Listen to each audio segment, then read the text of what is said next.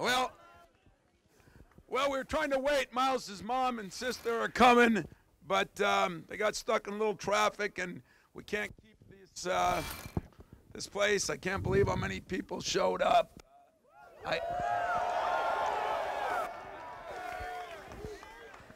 I want you to know that at 11 o'clock last night, I gave Draymond a call. I tried to call some of the guys that I know Miles has talked to, like Denzel and Gary Harris and some of the other guys, and I talked to Draymond, and he said, Coach, you know, when I came back there with the trophy, I did it at the Sparty.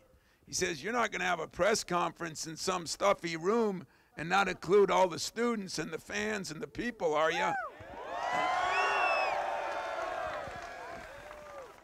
So I called my athletic director and I called my SID, and then we had to call the chief of police and everybody else so that we could get all this arranged. And then I had to ask Miles if it was okay with him, because Miles is a little shyer than I am usually. All right? And I think the one thing that he said when he tweeted out, which I'm not a big Twitter guy, as everybody knows, I'd have just opened my window and yelled it out the window, but I guess you got to do what you got to do. But one thing he did say is, you know, I think with the players behind us and everything else, this is a big decision for him, and one that I think he's taking a lot of time to think about, as you or I would, as everybody would. But this isn't about Miles, and that's what he said. It's about his teammates, and it's about this university, and it's about all of you. And I think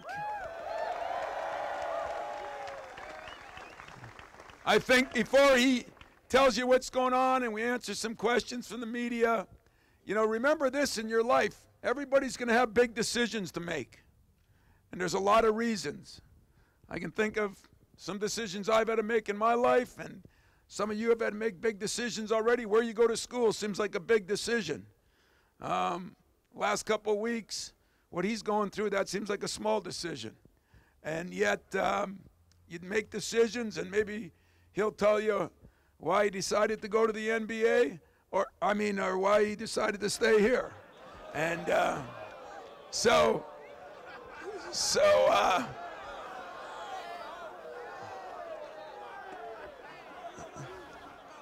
Miles, I just want to tell you, from our standpoint, this has been an incredible year for us. It's been an incredible year for us, with a lot of great guys standing over here that have been a big part of it. And this year, he has the opportunity to either, you know, move on and go where he wants to go, or come back and hopefully have some fun with all of you. And that's why you're all here, because you've been a big part of it. So, Miles, why don't you speak a little bit, and I'll sit back and relax.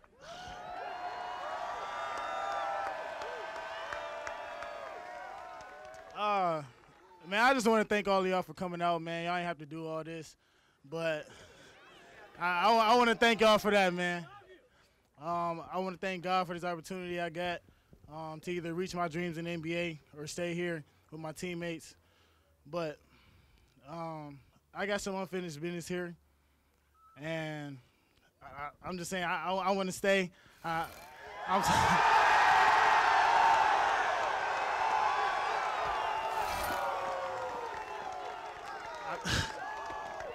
I talked it over with my mom, my dad. They supported me, my sister. I just want to thank y'all again, man. I can't wait for next year. I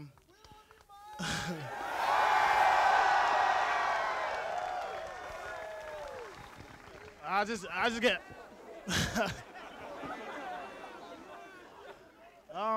Yeah, I have personal goals here. I want to win a national championship. 3 more years. 3 more years.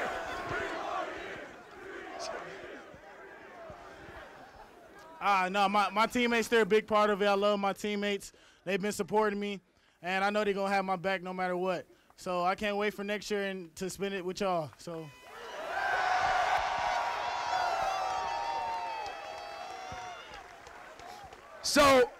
the saddest part for me because it's a tough decision for anybody. And, you know, I know the media is going to ask some questions, and we're going to let them ask it right in front of all you so you can see what it's like to be in a press conference. Be part of the learning experience for you communication majors. And we'll see if we can get COM 100 right here in front of you. But, you know, it's tough, too. It's tough because Miles has to think about his family. You know, I think it's been well said that, you know, his mother had some dreams, too. And what he's asking her to do is wait about, you know, 10, 12 months, see what happens then. I think Miles is, him and I have spent a lot of time talking about what the reasons to stay would be. And so I'll help the media. There are reasons to stay that, sure, he wants to win a championship. But 2 years ago, guys, we had a good enough team to win one, and we got beat in the first round. I mean, stuff happens. No, but those are the kind of conversations we had to have. But I think when it came down to me, where I felt comfortable when he just said that he wants to get better, he enjoys college, he loves his teammates, he's been happy here. And when you put all those things together, he couldn't make a bad decision, but his decision, thank God, was to come. I mean,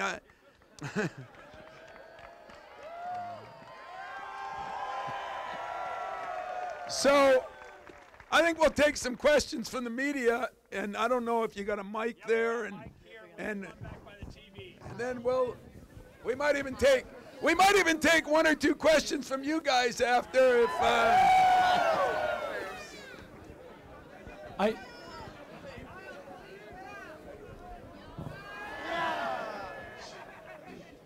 Question for both of you. I'll start with Miles, then I'll ask Tom his. Miles, go back with me to Purdue when Aaron got hurt in the locker room, and you were crying because you talked about what Aaron meant to you, and you told me in that locker room that the greatest experience is not just basketball, it was the family that is Michigan State. When you stand on that stage and look at a couple of thousand people here to just thank you for coming back, can you talk about what this moment means to you? Man, it's unreal for me, man. Growing up as a kid, I never thought it would be like this, especially coming from Flint. But it's just an unreal experience. I just want to thank God for that. Like you said, it's a brotherhood here. It's a family. I love everybody behind me. Like they're my brother, like they're my family. So I love y'all too. But, yeah, this team, it's something special about this team. So, Tom, you obviously have one of the best recruiting classes in America, and it's still not done. But was your biggest recruit Miles Bridges coming back? Wow.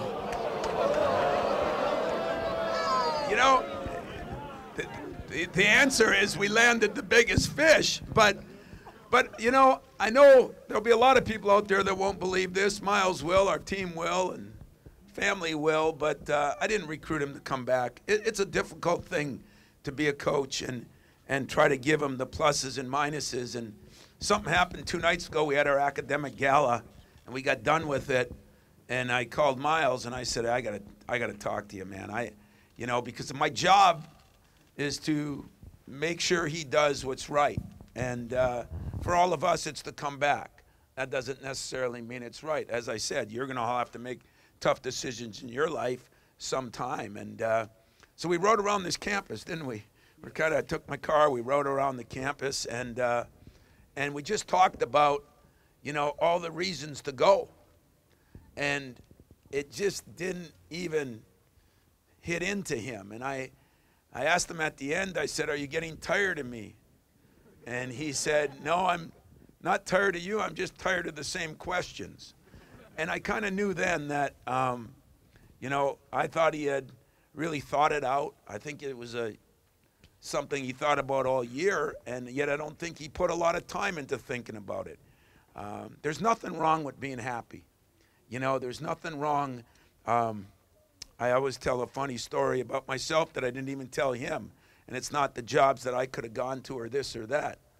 It was when I was in college, my degree was in education, my mother wanted me to teach. When she found out I was going to be a graduate assistant, she was crushed. When she found out how much money that made, she was really crushed. When she found out I was still doing it here at 28 years of age, she all but disowned me. But then some good things happened. My mother's a happy lady right now. So, you know, sometimes it comes quick. You're in a generation where you want it to come today. I think what I'm proudest of, he made a decision for himself.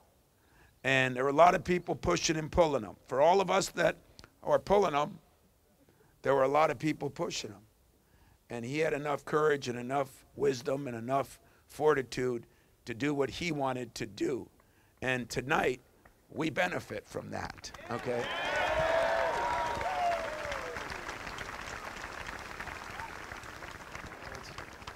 Miles, when did you officially make your decision, and how did this come about? I know you did your announcement when you decided to come to Michigan State and Flint, and that was important to you to go back. Why this, and how did this happen? I mean, it's really all about the students, the people that support us every game. That's why I wanted to do it in front of them. And what was the second part of that question? Yeah, I really don't know. It was early, not early in the season, like mid-season when I knew that this is where I need to be. I want to get better, and I have goals for myself too. I wish you would have told me then. I would have felt a lot better. Love you too, man. Tom, I was going to ask you, when did you know for sure? Clearly you didn't know when he said he knew. And then I was going to ask Miles, how much did these guys behind you, how much did you talk to them about it and bounce things off of them as this process went through? Well, first for me, you know, the strange part about it, and a lot of you have asked me and a lot of people asked me, and I assumed early in the year that he was probably one and done. In fact, I remember telling him on a bus when Cash and let me see, it was Cassius and it was Nick. It was Nick, Cassius. Langford. I'm just looking at him. He's sitting there not even smiling. It was Nick, Cassius, Josh, and Miles. We have a tradition that the freshmen carry the bags for the juniors and seniors, you know. And as he was carrying them to the bus one day, I said, boy, I said, this is going to be nice next year. You guys aren't going to have to be carrying bags. There'll be some other freshmen carrying your bags. And I said, well, Miles, you'll probably be carrying bags in the NBA. And then one time he said to me, you know, why are you trying to get rid of me? And the truth is, yeah, it's a good point. My wife said the same thing. But, you know, I do think the beauty of this is this was something that didn't happen in one day or 1 week. The only thing that happened is a lot of us tried to make sure that he knew everything he was doing, and we didn't give him enough credit that he's a lot smarter than a lot of us are.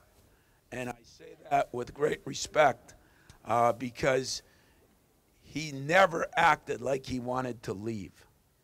And I've been around a lot of guys that were 50-50 and this and that, and that's what's hard on me because I want to make sure they do the right thing. That was never the case, so maybe he can answer it. I'm sure those guys, I know he forgot the question. He's not used to you guys grilling him like I am. But you asked him what those guys had and when he really made his decision. I think those guys and I think a lot of people had influence. Yeah, I told my teammates yesterday. The only person that really knew on the team, I think, was Tum and Josh. Tom and Josh, they really knew, but everybody else, I told them yesterday. I wanted to surprise them. So. And did they have an influence? Did they? Yeah. Is that one of the reasons? They're one of the main reasons because I know we're gonna have a great team. Everybody they work hard. We stay in the gym, and I know they want to win too. So we all got the same goal.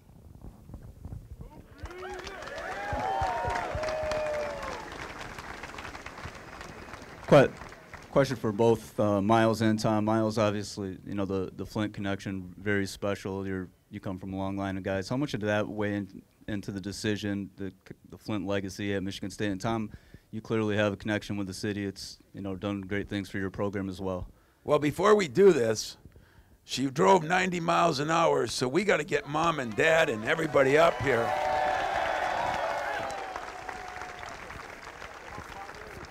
So let's welcome. It's gonna go there, here. This is important.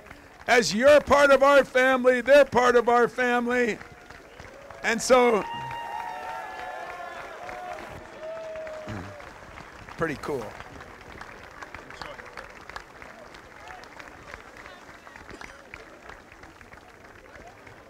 So come on up here, Raymond.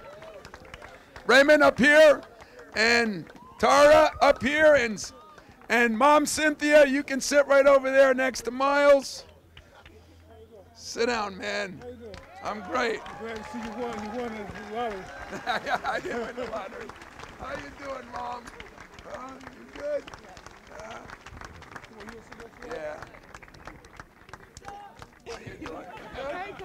So let me tell you what we've done so far, because we had to get going a little bit, but we all admitted that there's a lot of tough reasons for a guy to make a decision, and we all know because of different things that moms and dads and sisters and brothers, everybody has their own opinion. But I think you see, united we stand up here to try to make this the greatest year of hopefully their lives. And if you want to ask that question again to Miles, he can answer it, and then we'll keep moving forward. Miles, you know, the Flintstone thing, I mean, you are a guy who's held in high regard. You are a guy who's carrying on a legacy at a school that is known for that, with a coach who's known for that. How much does that mean to you? Yeah, that means a lot to me because, I mean, Mateen, Mo Pete, Charlie Bell, they all went at the highest level. So I want to win at the highest level too, just like them.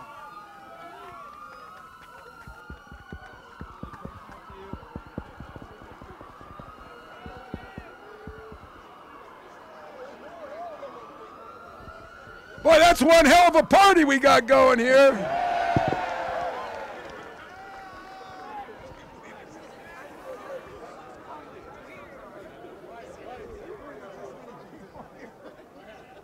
Miles, how could you just kind of describe the personal? I mean, how personal was it to you, and it's, you know, personal to Tom as well? I mean, everything was my decision. Coach, he was going to support me no matter what. So it was really personal to me. Nobody made this decision for me. I mean, I talked to my family, I talked to my coaches, but it was all my decision. But as far as the Flint thing goes, listen, every time I go home, I drive into my driveway and I say, I'm not sure I'd have this house if it wasn't for the Flintstones. You know, it's been an important part of our life, and just to keep that legacy going up there, I think Miles, I know it's important to his family. You know, we've got some issues in Flint with the water and everything, and now we've got a platform here to continue to try to improve that area, and I think that is important to him along with everybody else. And you know, I do have a key to the city of Flint that I got back a few years ago, so I'm going to keep holding on to that key. Question for Miles and the family. You know, keeping care of your body is a really important thing. To do what you can to kind of protect it. Has it ever come across your mind to get an insurance policy? Is that something as a parent you kind of advocate for to make sure that he's able to, you know, protect himself as much as he can? Yeah, I mean, obviously I want to protect myself because you never know what can happen, so I just want to stay prepared. I think I can answer that because they're just in the realm of doing that. But, you know, in the NCAA and everything, afforded the opportunity, and he will get the maximum, and you know that's helpful. We don't look at it as an injury happening, but it is some security if it does, and that will be done. It's something we get to do as a university now where it's changed. So good question, and he'll have whatever the highest policy is.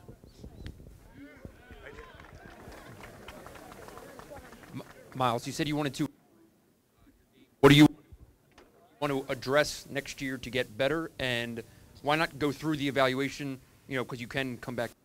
Why not go through it just to see what they say? I mean, because I could get better here.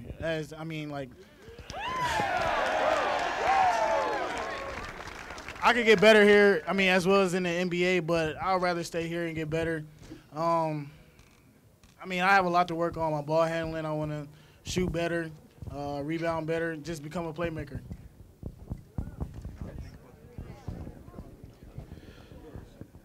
This is a question for Mom and Dad. I kind of want to get both of your thoughts today.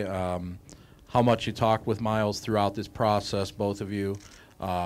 What your feelings are right now, and I guess what it's like seeing all these people turn out for your son. He's the best basketball player in the country.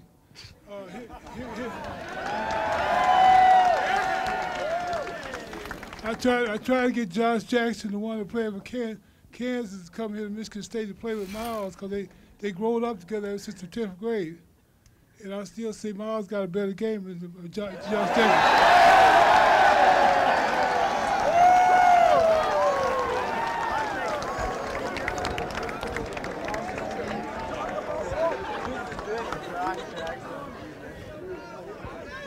Shh, shh. Go ahead, Cynthia. Okay, it has been hard for me. I know I made the statement I would go to the NBA, but I'm not the basketball player. Miles is. I support him 100%. We've prayed about it. I know God has this.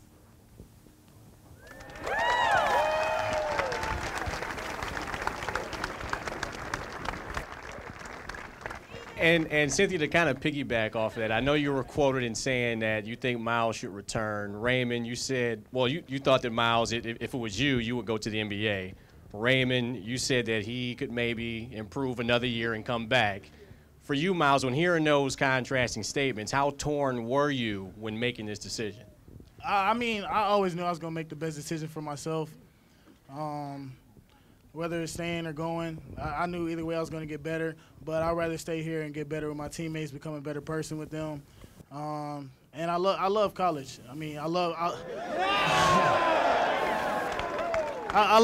Spartan Nation. I always say we got the best fans in the nation, so I'd rather be here with them.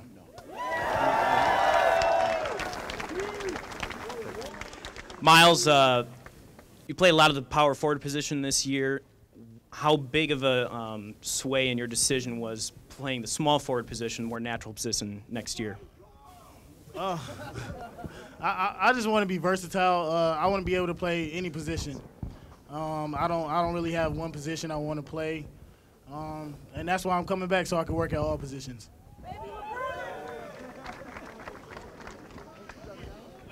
Miles to your left, bald head. Can you talk about the process you went through in terms of looking where you would go and what you heard from anybody in the NBA, whether it was through Tom or others? Yeah, I heard I was going like either 8 through 14, but I mean, I always knew what I wanted to do, and I wasn't gonna let anything change my mind. So.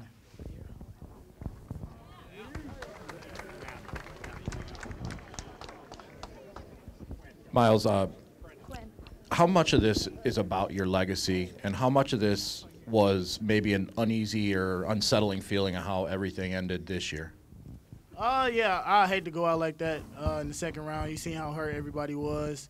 Because it was a special team, and I thought we would write a special story. So that's why I want to write it next year. And what was the second part? I forgot again. My bad. Legacy. What does legacy mean to okay. you? Well, how do you define your legacy, or how do you want your legacy to be defined here at Michigan State? Legacy means a big thing for me. And by building a legacy, you got to win. So, and with this group of guys, I think we can really win.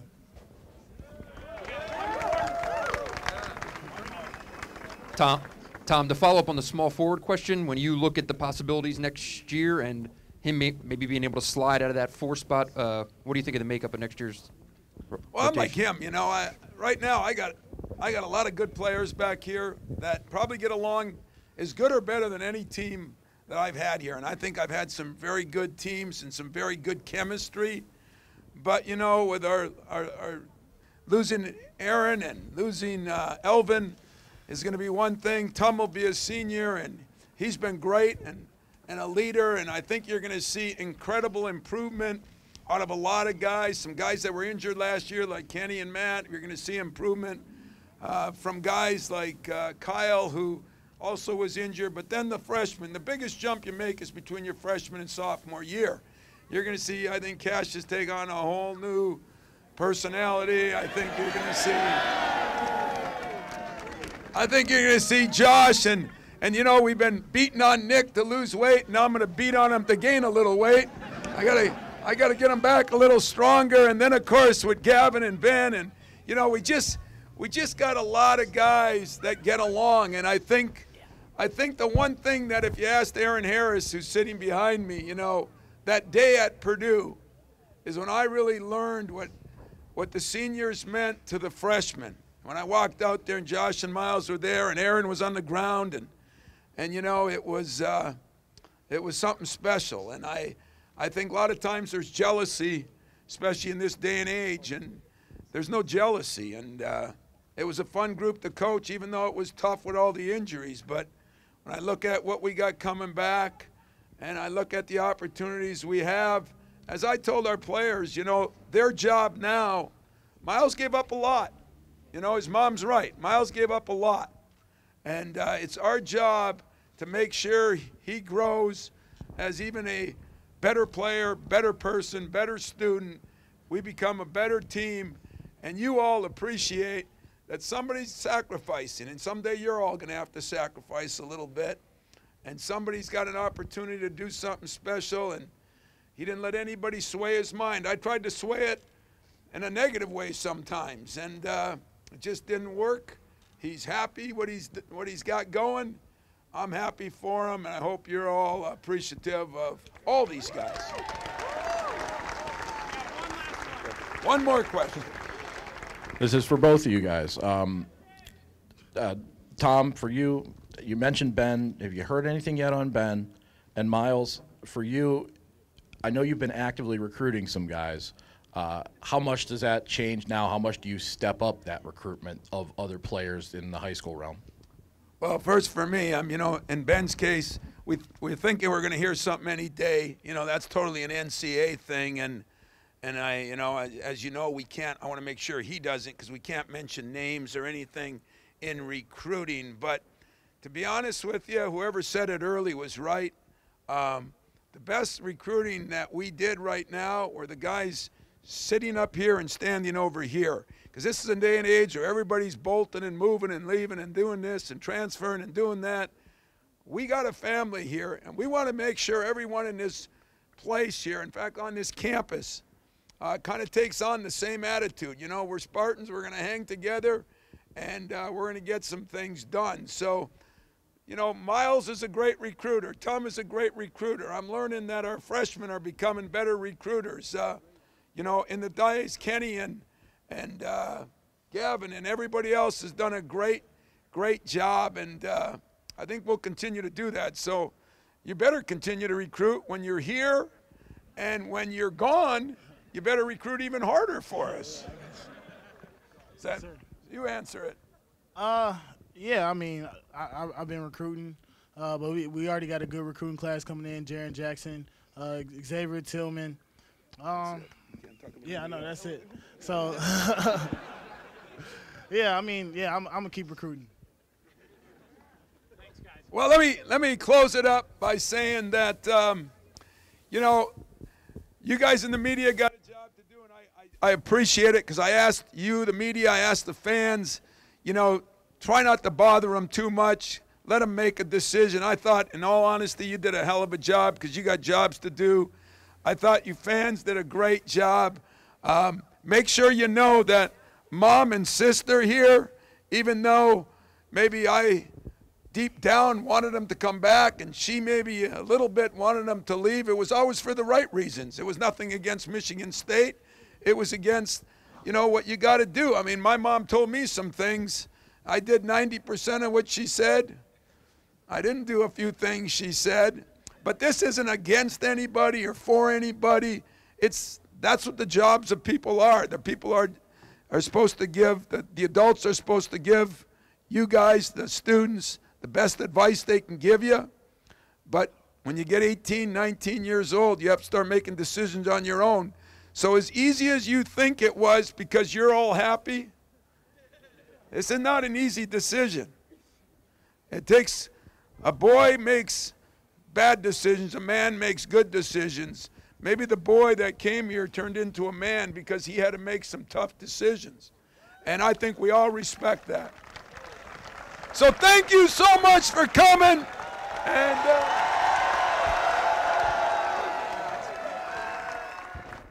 for the after joke.